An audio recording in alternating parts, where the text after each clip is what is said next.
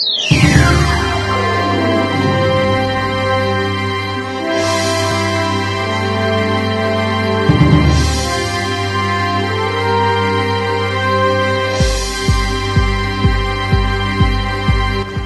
na ang Balitang Tomasino.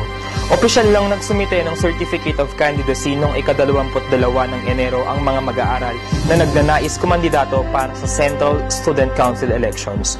Di tulad noong nakaraang taon na 2 partido lamang ang naglaban para sa CSC elections, dinagsa ng 3 political parties ang opisina ng UST Central Commission on Elections.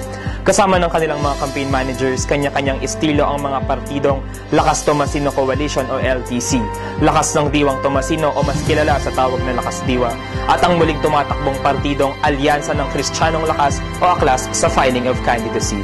Ayon kay COMELEC Chairperson City Nudge Lia Aziz, sa ika-31 ng Enero pa ang opisyal na simula ng campaign period ng mga kandidato upang mabigyan ng oras ang mga nais magprotesta sa mga kandidatong nagsumite ng COCs. Ilalabas ng COMELEC ang opisyal na listahan ng mga kwalipikadong kandidato sa ika-30 ng Enero. Manatiling nakatutok sa Botomasino 2013 para sa ibang balita sa nalalapit na CSC elections. Bisitahin ang aming website sa www.varsitarian.net. I-like kami sa Facebook, sundan kami sa Twitter at Tumblr at panoorin kami sa YouTube. Ito po si Red Madrid para sa V Exclusives Update.